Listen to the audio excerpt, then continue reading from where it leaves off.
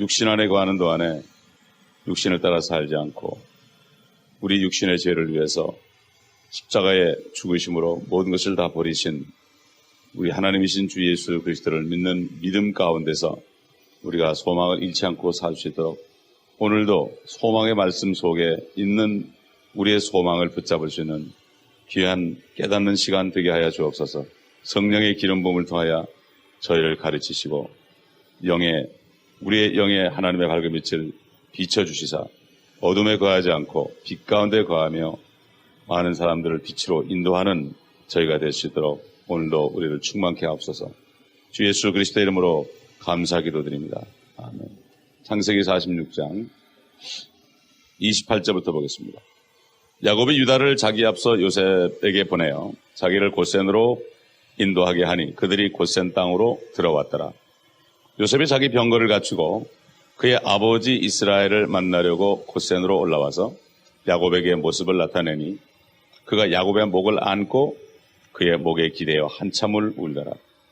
이스라엘이 요셉에게 말하기를 네가 아직 살아있어 내가 네 얼굴을 보았으니 내가 죽어도 되겠구나 하니 요셉이 그의 형제들과 그의 아버지의 집에 말하기를 내가 올라가서 파라오에게 보이고 그에게 말하기를 가나안 땅에 있던 내 형제들과 내 아버지의 집이 내게로 왔는데 그 사람들은 목자들이니 그들의 직업이 가축을 기르는 것이어서 그들은 그들의 양떼와 그들의 소떼와 그들의 모든 소유를 이끌고 왔나이다 하리니 파라오가 당신들을 불러서 너희 직업이 무엇이냐 물으면 당신들은 말하기를 당신의 종들의 직업은 어렸을 때부터 지금까지 가축을 치는 것이요 우리와 우리의 조상들도 그러하나이다 하소서. 그리하면 당신들은 고센 땅에서 거하게 되리니 이는 모든 목자가 이집트인들에게는 가증함이 되기 때문이니다 하더라. 여기 오늘은 29절에 뒤에 보게 되면은 그가 야곱의 목을 안고 그의 목에 기대어 한참을 울더라. 야곱과 요셉이 한참을 우는 것입니다. 사실 야곱은 라헬 때문에 요셉을 낳아준 라헬 때문에 14년을 그냥 무상으로 일해줬습니다. 거의 평생을 사실은 자기 사랑하는 참 아름다운 라헬을 위해서 살았고 그 라헬이 낳은 그 요셉을 특별히 사랑했습니다. 야곱에게는 요셉이 거의 전부였습니다. 다른 아들들은 별 볼 일이 없었습니다, 사실. 그 아이 낳기 경쟁에서 여종에서 아이들이 많이 낳고 자기가 이빠지 않는 레에서 낳기 때문에 사실 이 요셉, 그 다음에 낳은 베냐민 그 외에는 사실 야곱의 마음이 없었습니다. 그런데 그 요셉을 뺏겨서 22년 동안을 고통스럽게 있다가 만났으니 얼마나 죽은 줄 알았던 사람을 사는 걸로 만났으니 얼마나 기쁘겠어요. 또 요셉도 아버지를 만날 수 있는 그 소망이 없었죠. 이제는. 완전히 이집트에서 새로운 삶을 살기 때문에 또 결혼도 이방 여자고 했기 때문에 그런데 이렇게 전격적으로 만났습니다. 이 성경에 보게 되면은 야곱이라는 사람의 이 삶이 결국 이스라엘의 앞으로의 운명이 그대로 나타난다고 되어 있습니다. 마태복음 5장 39절 보면은 예수님께서 그랬죠. 너희가 성경에서 영생을 얻는 줄로 성경을 상고하라. 이는 너희가 성경에서 영생을 얻을 줄 안다. 그러나 이 성경은 나에 관하여 증거하는 것이다. 그 당시에 성경은 신약이 없었죠. 전부 구약입니다. 창세기부터 말라기까지요. 더 압축한다면은 모세 오경이 모든 성경의 근본이 됩니다. 그러니까 이스라엘 민족들은 아직도 토라를 성경이라고 그러죠.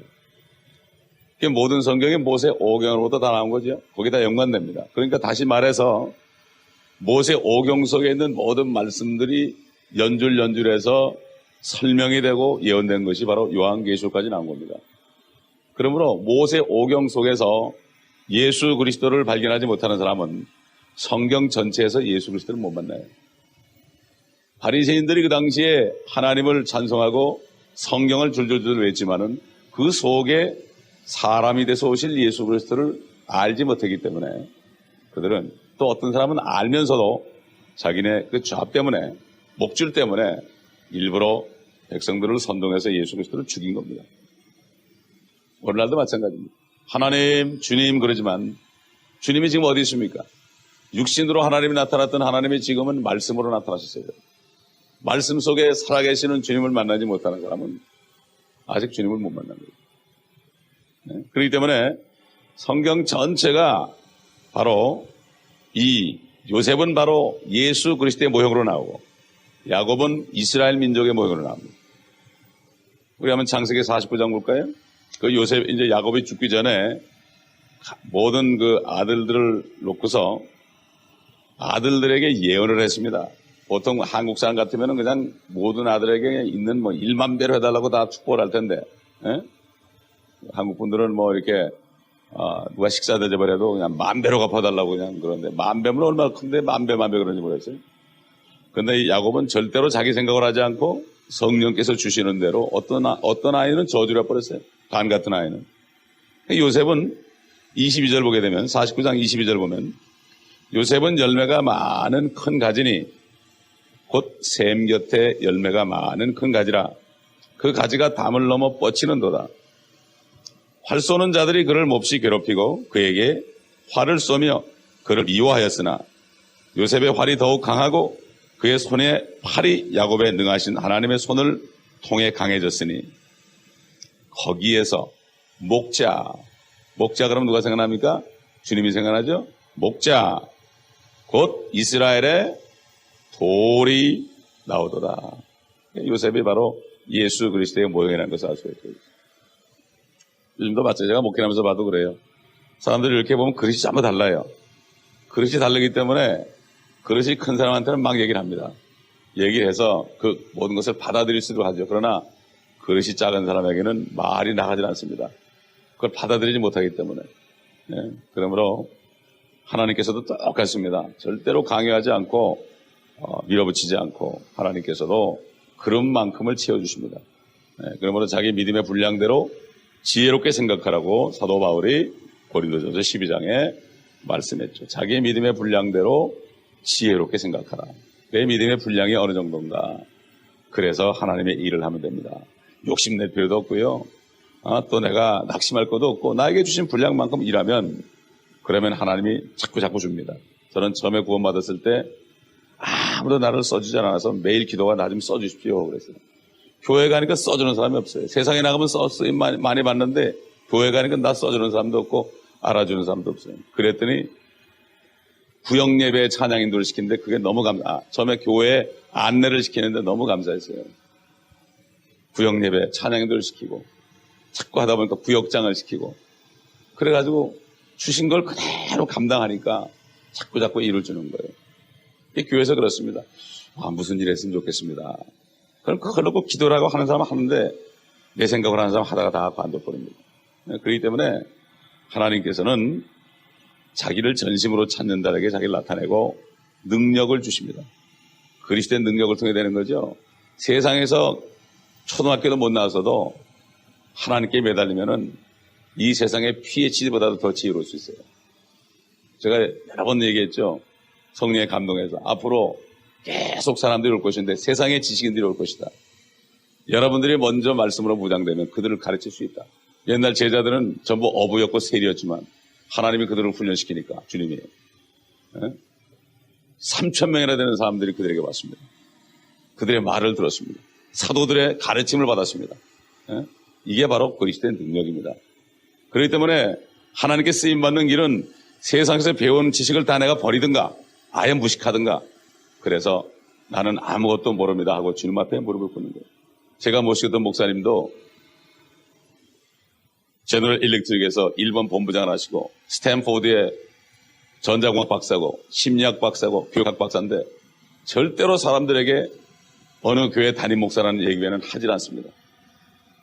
아무도 몰랐습니다. 신학교를 만들었을 때 그때 처음으로 학장 되신 분이 나한테 얘기하더라고. 자기가 깜짝 놀랐다고. 왜냐면 박사학위가 있어야 낼 수 있거든요. 예? 박사가 3개 했는데 일체 얘기를 안 하는 거예요.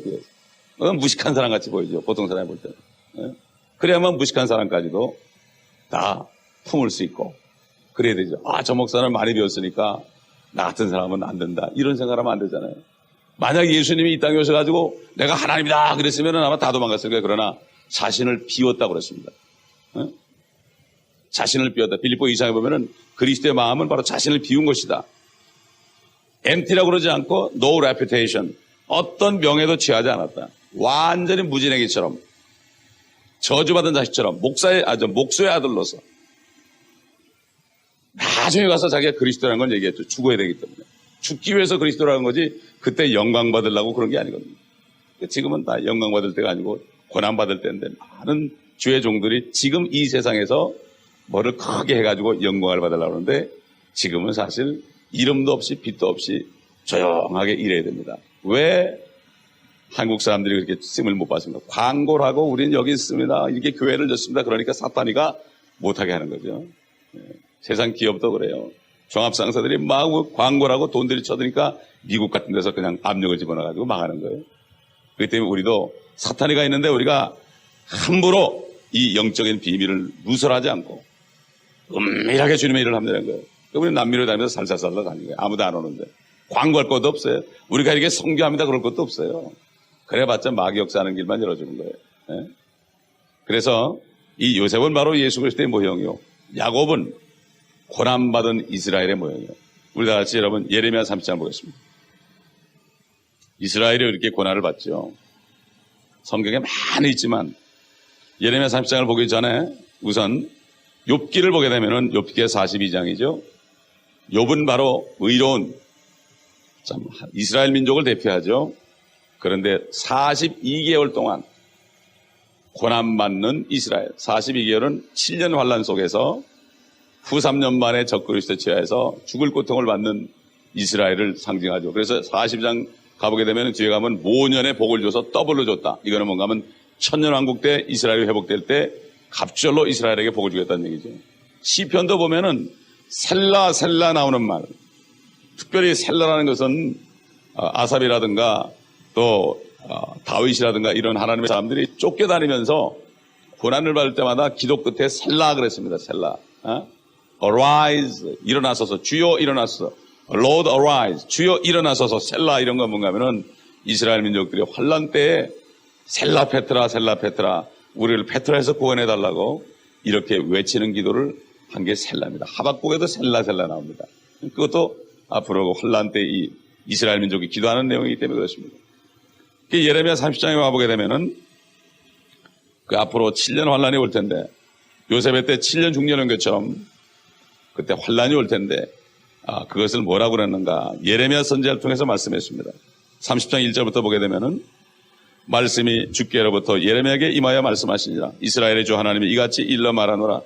내가 네게 이른 모든 말들을 책에 기록하라.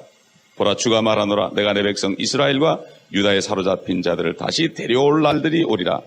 주가 말하노라. 내가 그들의 조상들에게 준 땅으로 돌아오게 하리니 그들이 그 땅을 차지하리라. 주께서 이스라엘과 유다에 관하여 이르신 말씀이 이러하니라.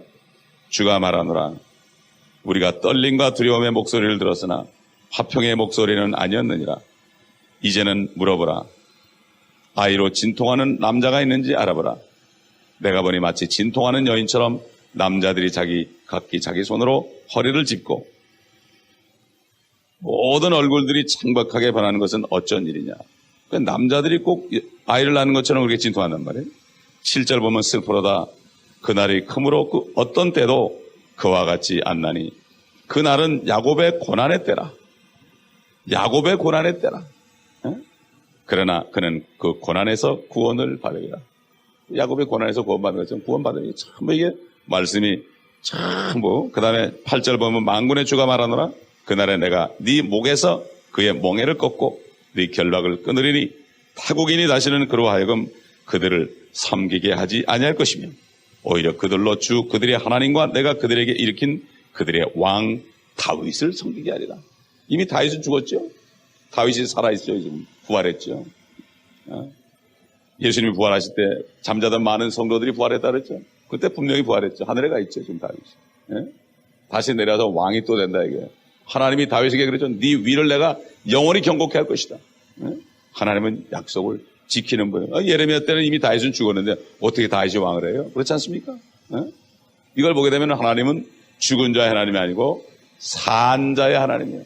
저희 어머니는 82세 돌아가셨지만 아직도 살아있는 것 같아요. 아직도. 그 어떨 땐 저 하늘을 쳐다보면서 그래요.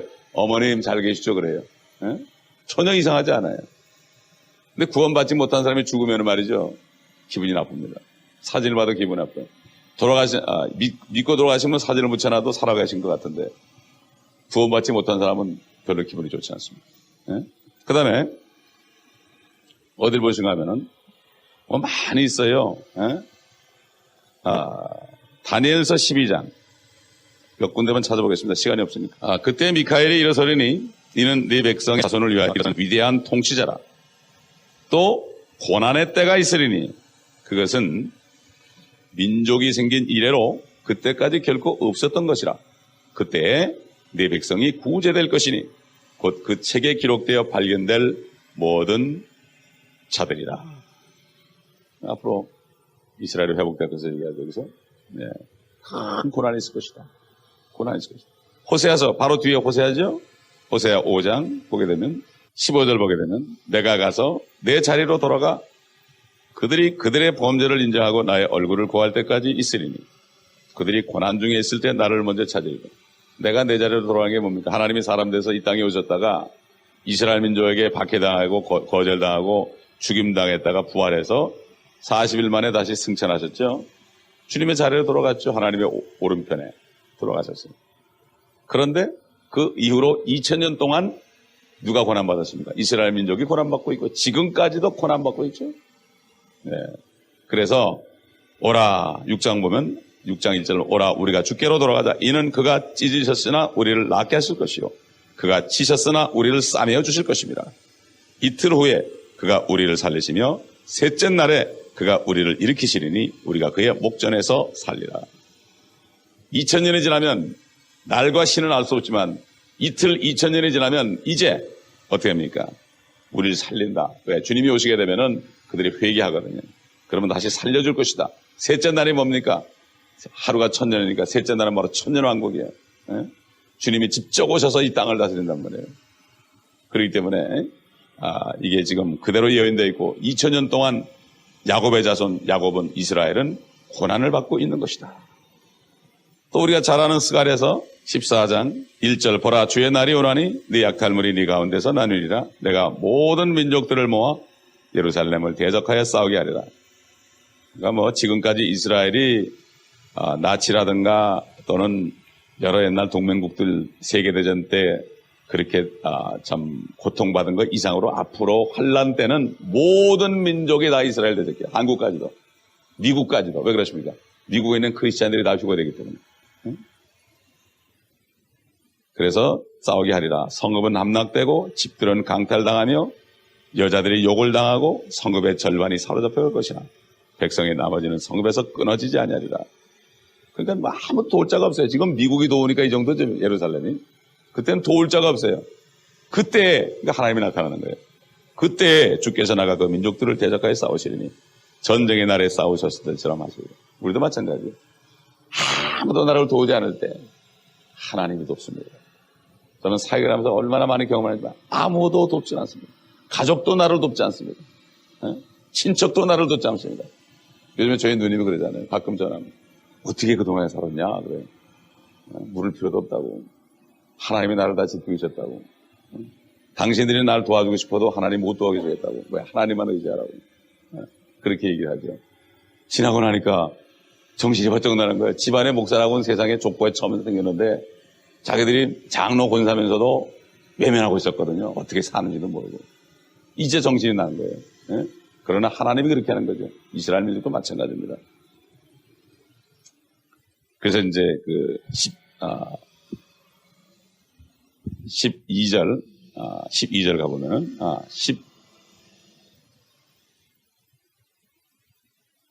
9절 가보면 주께서는 온 땅을 치리할 왕이 되시리니 그날에 한 분 주께서 계실 것이며 그의 이름 하나만 있으리라. 분명히 예수님이 온 땅을 치리할 왕이 된다고 그랬죠. 근데 이거를 미국에 있는 목사님들의 90%가 믿지 않습니다. 침례교는 50%만 믿지 않는데 장로교나 성공회나 이런 데는 90% 이상이 믿지 않습니다. 성경에 있는데 성경을 읽지 않아서 그렇죠. 읽어도 성령이 기름 부음이 없으면 깨닫지 못해 그렇습니다. 그래서 이제 주님이 마지막으로 마태복음 24장 가보면 15절 보게 되면 대환란에 대해서 주님이 말씀하시죠. 그러니까 구약 전체는 바로 이걸 얘기하는 거예요. 그러므로 너희가 선지자 다니엘을 통하여 말씀하신 멸망에 가증한 것이 거룩한 곳에 선 것을 보리니 읽는 자는 깨달으라. 멸망의 아들이 누굽니까? 적그리스도. 나타날 적그리스도가 성전을 지은 곳에 가서 자기가 앉아서 자기가 하나님이라고 그러죠. 그때 유대에 있는 자들은 산들로 도망하라.